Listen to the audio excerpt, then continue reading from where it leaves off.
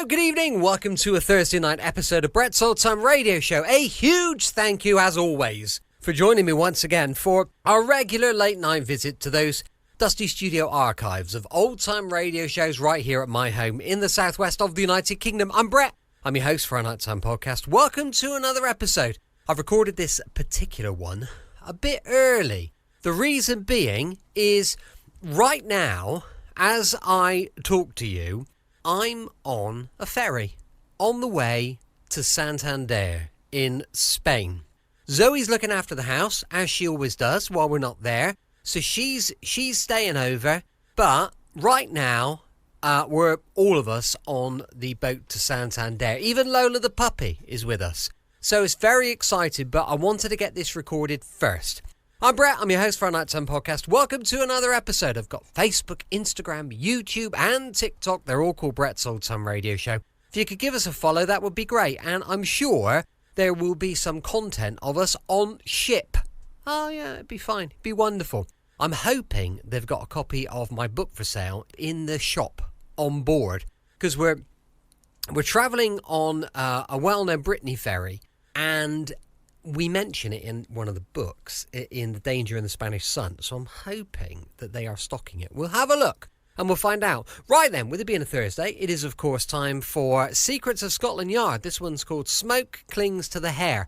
I have put this through a bunch of filters. There's so few episodes left that I'm reluctant to skip them. I've had to delete, I think, 3 or 4 just to get to this one. So hopefully you'll enjoy it. Smoke Clings to the Hair.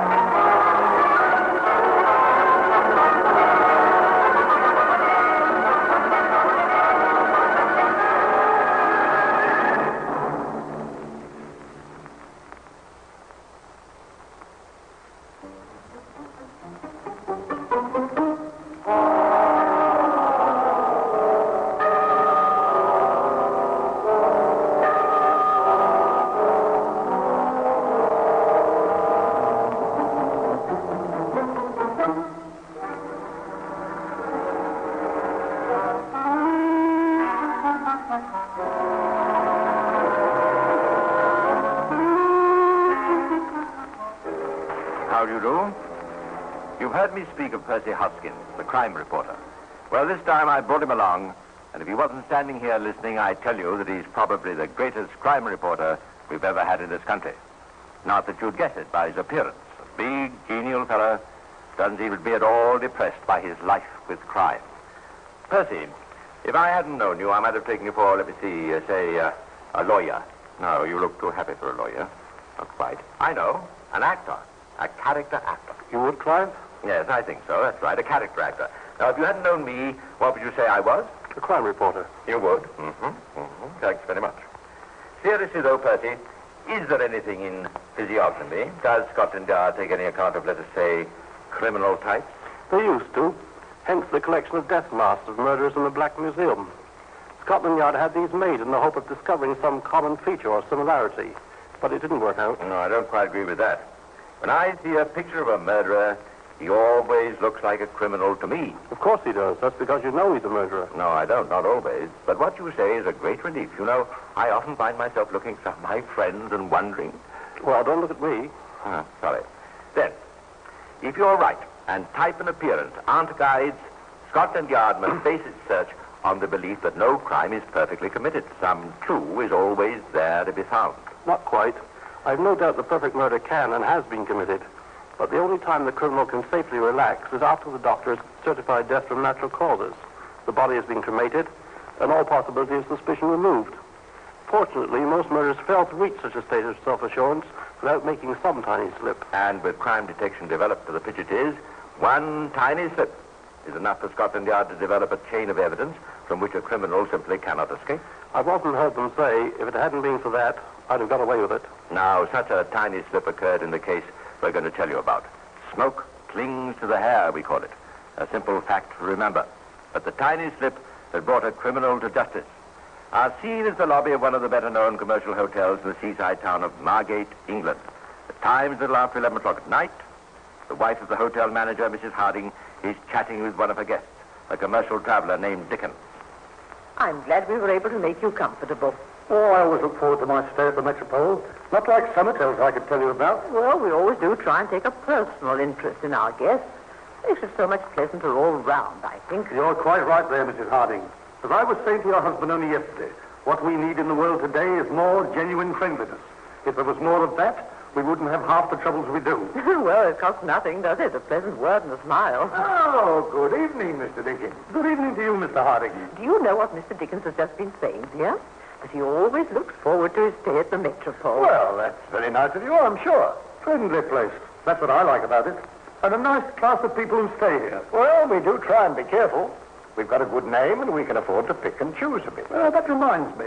How's the old lady who had the fainting fit? Mrs. Fox, you mean? Oh, she's much better. I went up to see her this afternoon. The doctor says it wasn't anything serious. Oh, I'm glad to hear it. Poor dear. Well, she's lucky in one thing. That son of hers. I don't know when I've ever seen a young man so devoted. You may well say that. Never lets her out of his sight if he can help it. I really don't know what she'd do without him. She can hardly walk herself, you know. Talking about Mr. Fox, a funny thing happened. Yes? I happened to meet him about half an hour ago, just as he was coming out of the bar. You know how he is ordinarily.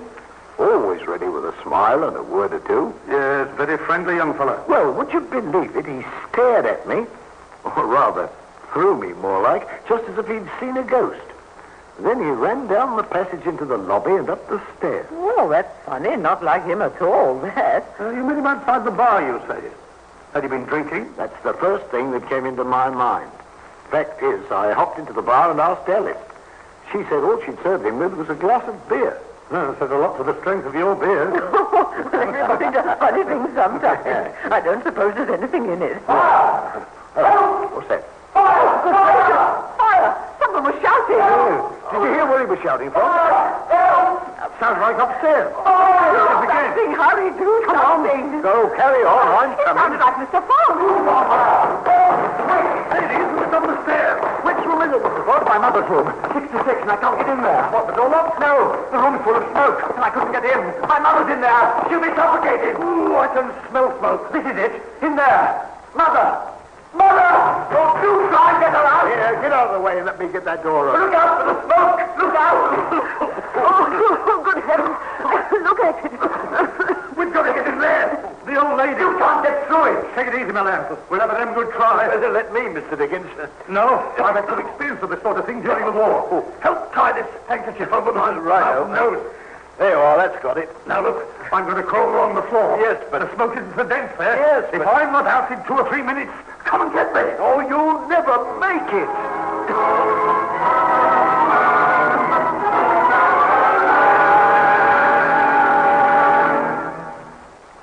But Dickens did make it. Choking, blinded, tortured by the dense clouds of thick, acrid smoke, he battled his way across the room until he came to the bed. Sprawled across it, he found Mrs. Fox, and somehow summoning up reserves of strength and he didn't know he possessed, he managed to drag the heavy body back out of the room into the corridor before finally collapsing. By this time, other guests in the hotel had been aroused, and volunteers from amongst them fought their way through the billowing smoke and put out the flames. A doctor was sent for and every available means used to revive Mrs. Fox, but no spark of life appeared. Word was brought to Sidney Fox that his mother was dead.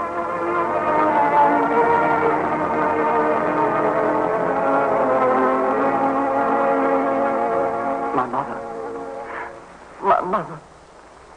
She's gone. There, Mr. Fox. You must try and bear up. Poor young fellow. He was so devoted to her. I left her, reading her papers by the fire. I should never have done it. I only went out for a moment before going to bed. She must have left the gas fire on when she went to bed. Something caught fire. Oh, the gas fire was on when I went into the room. I noticed it. Oh, why did I leave her? Why did I leave her? Oh, you poor boy. Oh, you poor boy. I don't know what to say to comfort you. It was a cruel thing to happen, but it wasn't your fault. Just a terrible accident. I came back. I went in to say good night. It was all smoke. Here comes the doctor. Well, Doctor, you better do something for Mr. Fox. He's taking it very hard. The smoke was so thick I couldn't get any other to help. My poor mother. I couldn't even get into the room. I couldn't get past the door.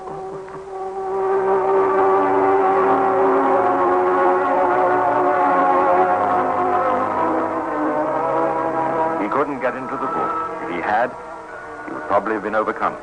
You remember Dickens was a big, powerful man, and he only managed it because he had sufficient experience to tie a handkerchief over his face and keep close down on the floor where the smoke was less thick. If you feel that Fox is to blame for not even trying, all I can assure you is that no one who was present on that tragic occasion felt that he was in any way to blame for acting as he did. Even the coroner, in returning a verdict of accidental death, felt impelled to express his great sympathy with the bereaved son. His sentiments were shared by everybody in the hotel who had observed the devoted care Fox lavished on his crippled mother. But as you can readily understand, there would be a vast difference between personally witnessing an event of this kind and reading a report that gave nothing more than the cold facts. Mr. William Charles Crocker had only cold facts to deal with. He was a solicitor to the insurance company with which Fox had insured his mother's life. A brief account of the circumstances of Mrs. Fox's death came to him, accompanied by an insurance claim for £3,000 payable to the devoted son, Sidney Harry Fox. Mr. Crocker felt he had a good and sufficient reason to call in the firm's private investigator, an ex-Scotland Yard man, and discuss the matter with him. I don't like it. I don't like it at all. What in particular strikes you as fishy about this business, Mr. Crocker? A good many things, but the chief one is this. See this entry? Fox came here on Monday, the 21st of October, to extend the policies on his mother's death by accident by 2 days, just 2 days, until midnight, the 23rd of October. She's discovered dead by an accident on the night of the 23rd of October, 20 minutes before the policies expire. In that case, if he did Dorian, all I can say is that he's a fool, is one of the names. Yes, but that's not all. I've been looking into Mrs. Fox's file pretty carefully. I'll show you one or two other things that might be well worth thinking over.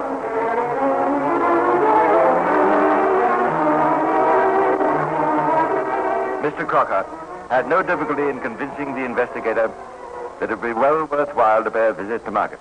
That he was justified was proved a few days later when he had a cryptically worded telegram from the seaside resort reading, "Bathing good, but water very muddy." He might have added, "and fishy," but it shows even an ex-policeman may have a sense of humor. Mr. Crocker's immediate move was to get in touch with Chief Inspector Hambrook of Scotland Yard. When did Fox take off this policy on his mother's life, Mr. Crocker? In May this year, Inspector. There's the file. Interesting, isn't it? A daily policy on no fewer than 167 days out of a possible total of 176. In other words, not a regular life insurance policy, just the kind that's normally sold to people at railway stations and on board ships to cover them during the trip. That's it. No medical examination required? No, just sign on the dotted line. Weren't you suspicious when he kept on having the policy renewed day after day? Not particularly. Insurance companies often have to deal with eccentric customers of this kind. But there's a more interesting point. Fox asked all kinds of questions about the correct definition of the clause referring to accidental death. Oh, did he, by Jove? Wanted to know, for instance, if his mother was drowned in her bath. Would that be an accident within the meaning of the policy? What was the position if she was poisoned by food served in a restaurant? Oh, evidently wanted to make sure of his ground. And remember, on top of everything else, Mrs. Fox was pronounced dead only 20 minutes before the policy was due to expire. Yes. Now I've got some information for you. I've had dealings with Sidney Fox before. Made a copy of his record before coming along here. Take a look at it. Starts when he was 11 or 12. Defrauded a greengrocer at Brighton. Matter put into the hands of the police and Sidney was burnt. It doesn't seem to have made much of an impression on him. No. A couple of years later, he had to do 3 months hard labor. A year later, 8 months of forgery. A year later, 6 months of victimizing London stores. 2 years more, and then 12 months for obtaining credit from a London hotel by fraud. Out of prison a year, then 12 months hard labor for larceny and fraud. Stays out of trouble for 3 years, and then back to prison for 15 months for stealing jewelry. Well, I'm blowed. He's a bad egg. He is indeed. Well, our investigator down at Margate says that in the beginning, Fox had everybody's sympathy. Well, it just shows you how easily people are taken in, huh? Yes, I think a visit to the seaside is clearly indicated for me. I thought you'd feel that way about it. Meantime, Mr. Harding, the manager of the Metropole Hotel, you remember, and his wife had done a lot of careful thinking. They talked things over, with the result that their opinion of Mr. Sidney Fox had changed completely. When Chief Inspector Hambrook arrived in Margate and got in touch with the Chief Constable, he was amazed to find that as a result of a warrant sworn out by Mr. Harding, Fox was already under arrest.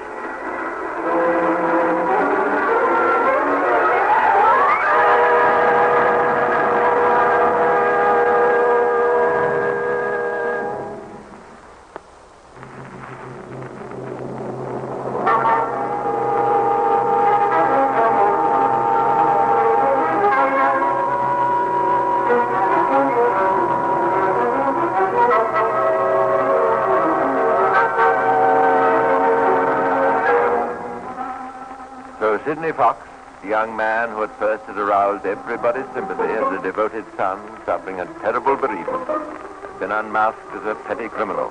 And, if I may say so, an extremely foolish one at that. To make a claim on a daily policy 20 minutes before it expired and hope to escape suspicion seems sheer lunacy to me. Don't you think so, Hoskins? But that didn't hang him. No, the tiny slip, which might have been made by a far more intelligent man, did that. Now, as I told you, Fox was under arrest when Inspector Hambrook arrived at Margate, and he immediately called a conference of Harding, the hotel manager, his wife, and Chief Constable. I'd better explain how I come into the picture, Inspector. You see, just after the inquest, I had a call at my headquarters from a landlady who had recently let rooms to Mrs. Fox and her son. Well, here in Margate, huh? That's right. She couldn't understand how they could afford to take accommodation at a place like the Metropole when they hadn't been able to pay her bill. Oh, that was careless of them. Hadn't paid her a penny piece. But Fox paid your bill, Mr. Harding? No, he hasn't. Matter of fact, that's why he's in jail. Although at first, my husband and I didn't like to press about the money he owed us because of what he'd been through. No, it didn't seem right. Particularly when he tells us that story about all his money being lost in the fire. Oh, that was a neat one. Oh, he's plausible, all right. Said his money was in his mother's purse, which got burnt. Well, I looked at that purse. I've got it back at the station. You can see it for yourself. It is burnt on the outside, all right, but the inside's intact. Oh, caught him out on that one, all right. But still, it wasn't because of the money we agreed to have him arrested. No, it wasn't because of the money. It was another thing. You see, while the doctor was trying to revive Mrs. Fox, the young man was with me, and I was doing my best to try and calm him. Oh, he's in a terrible state. Real or pretended? Oh, seemed real enough at the time. And you know how it is when you try to, well, comfort a person. I found myself stroking his hair. Very thick, bushy hair he has. Sometime later, I smelled smoke on my hand. I was there when she found out about it. It was quite strong. We just looked at each other and we could feel the same awful suspicion growing in each of our minds. I don't quite understand why it should impress you like that. Ah, probably you didn't realize that smoke clings to the hair. Oh, but that's just it. He hadn't been into the room. Oh? How do you know? He said so in front of all of us. Not once, but several times. Oh, he was quite clear about it. Said he opened the door, saw the smoke, closed the door, and ran for help. The door was closed when we got there. While Mr. Dickens was rescuing Mrs. Fox, the son was with me on the opposite side of the corridor. I've got a good head of hair, and for the short time it took to get the old lady out of there, I was in the smoke much more than he was. But the smell of it wasn't in my hair as thick as that, was it, dear? No, it certainly was not. Oh, I see now. It can only mean one thing. Young Fox must have been in that smoke-filled room for some considerable time before he came running out calling for help. It seems to me it would be best to put Mr. Fox where I could lay my hands on him at any time. So that's how it came about. At my request, Mr. Harding took out a warrant against him for obtaining food and accommodation under false pretenses. Oh, good work. Now, first of all, I'd like to have a look at that room in which Mrs. Fox met with her unfortunate accident. If it was an accident. Yes, well, that's the trouble. Why? Everything's been left as it was, isn't it? I'm afraid not, Inspector. 2 or 3 of the guests helped me to get the damage stuff out. All of it? Well, there's only the chair and the carpet and most of the clothing that had been hung on the chair. We took it down the yard at the back of the hotel. Simply couldn't leave it inside the place. Oh, it was still smoldering. I see. Yeah, of course. No, you couldn't. Yes. Well, what happened to all those bits and pieces? Well, they sent the dustman round next day and took it away. It is all sent to the corporation rubbish heap. We've got to get that room back into as nearly as possible the same state that it was immediately after the fire. What about that rubbish, sir? Can it be placed? Well, we can try. It's been some time now, and we don't let that stuff lie around long, you know. I'm going to find it if we have to upturn every rubbish dump in the town and search it from top to bottom.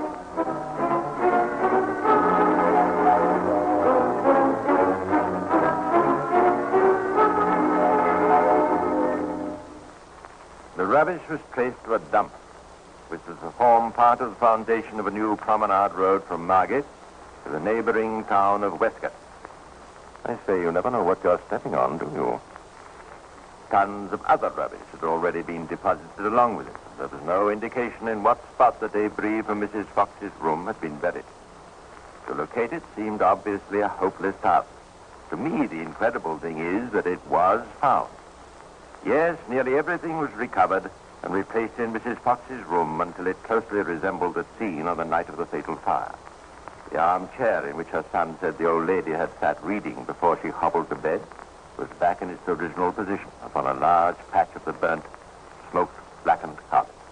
The pitiful remnants of her clothing, even a large pile of charred newspapers, were back in place. One thing's been proved beyond a doubt. A fact that justifies all the work we've undertaken. That fire began underneath the armchair. There's no possible way it could have spread from the gas fire, as was supposed, without charring the carpet and the floorboards in between. Which would have been the case if the paper the old lady had dropped had been the source of the blaze. Right, sir. Point two. It has been proved that paper alone could not have set fire to the chair and the carpet. And the volumes of dense oily smoke all the witnesses state filled this room could not have been caused unless some inflammable substance had been added to the blaze. We now know that Fox was in the habit of keeping a bottle of petrol with which to clean the one suit he possessed. To sum up, it was no accident. I believe we can provide even further proof of that. Do? Yes. I don't believe the old lady was breathing before the fire started. What? She was already dead. There's only one way to find out for sure. A post-mortem, eh? Yes. All right. I'll arrange for it. I regret having to do this. But if she died as a result of smoke suffocation, there'll be soot in her breathing organs and traceable quantities of carbon monoxide in the blood. And so the coffin was lifted from its resting place and carried to the mortuary, where the pathologists made their examination. Not a sign of soot or any other effects of smoke. Nor is there any trace of carbon monoxide in the blood. Oh, then Mrs. Fox was definitely dead before the fire started? No, I can't go as far as that. What I can state definitely is that before the smoke reached her, she had ceased breathing. Yeah, there's a point there. In other words, it's remotely possible that she could have died of, say, heart failure from the shock of seeing that her room was on fire. Not impossible, but extremely unlikely. Furthermore, there are bruises on the larynx and the tongue. What? You mean strangulation? Looks like it. I'm pretty sure the marks on her tongue were caused by her false teeth. By the way, where are they? Well, haven't you got them? No, I imagined they were among your exhibits. Yeah. But after what you've told me, I'll make it my business to recover them. The inspector hurried back to the hotel. Neither the manager nor his wife knew anything about the missing set of false teeth, but they immediately started inquiries among the staff. The inspector and chief constable waited impatiently. Almost anything might have happened to them. Oh, it's always the same when you get started on a case late.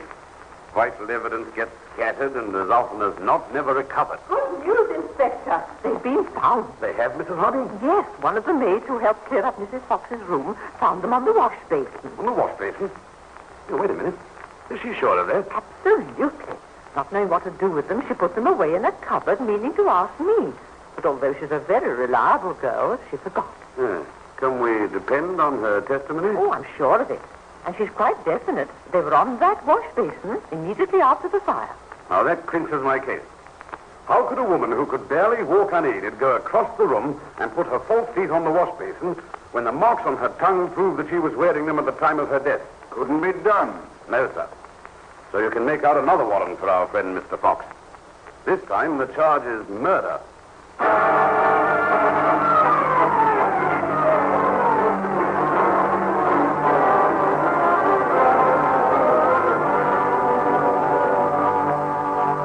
And so Sidney Fox was brought up for trial. Trial for his life. You remember the bruises on the throat mentioned by the pathologist. Medical men all over the country skilled in forensic medicine gave their interpretations of the cause for those bruises. And as so often happens, hardly any two of them agreed. Fox had his own alibi for the bruises. A few days before the fire, he had thoughtfully taken occasion to tell some of the hotel staff about what he airily described as a sham fight he'd had with his mother. Apparently, he hoped that this childish subterfuge might counter any suspicions the bruises would arouse if they were discovered after his mother's death. What credulous fools criminals must think the rest of us are. But in spite of Fox's opinion of his own cleverness, the passage in the trial most damaging to his chance of acquittal came when he was caught in a verbal trap by the Attorney General who was conducting the cross-examination for the prosecution. Now, Fox, we come to the moment when you opened the door to your mother's room and discovered the fire. I want you to be very careful about this. Was it full of smoke when you opened the door? So thick that I couldn't possibly have gone in there without suffocating.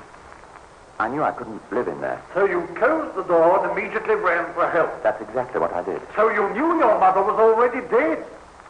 No. No.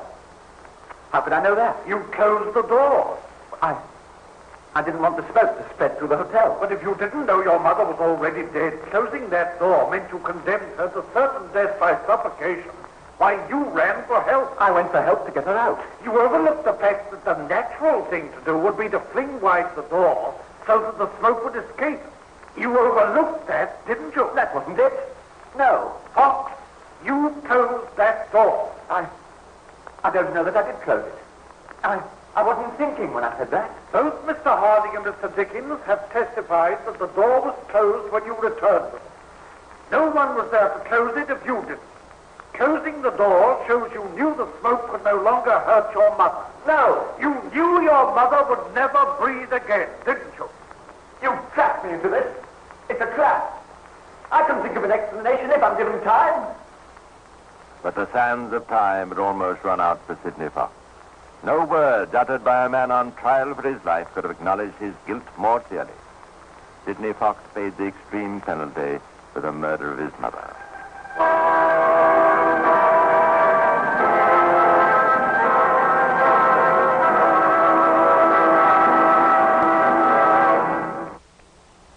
To me, the most interesting character in the case is the victim, Mrs. Fox. What sort of a woman was she?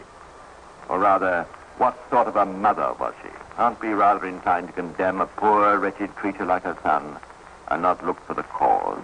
My dear Clive, if we started doing that, how would the law work? You're right, though. Mrs. Fox was a weak, lazy woman and shut her eyes to faults she must have seen in the son. Worse than that, when he was a kid, she did her best to spoil him. Spoil him? My goodness. He certainly succeeded in that, all right. Yes, he sounds like a mother's boy going to Mrs. Harding for comfort and letting her stroke his hair. You know, that's rather ironic. A tiny slip that brought his downfall. There's no doubt of that. If the Harding suspicions had not been aroused, Fox would have been free to escape. And with the delay, the debris from the room of the murder would have been buried beyond recovery. So it comes about that in Scotland Yard's grim black museum, there is no memento of this famous case. For how can you capture a thing so ephemeral, although in this case so deadly, as the smell of smoke clinging to a kindly woman's hand?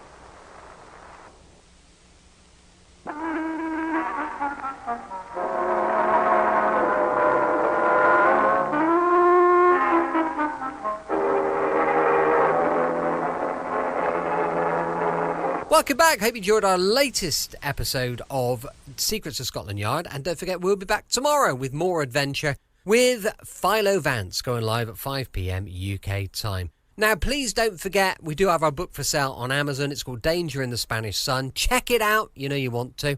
Thanks for listening. I'll be with you 7 days a week, each and every week. And I'll see you tomorrow on Brett's Old Time Radio Show. Love you. Bye.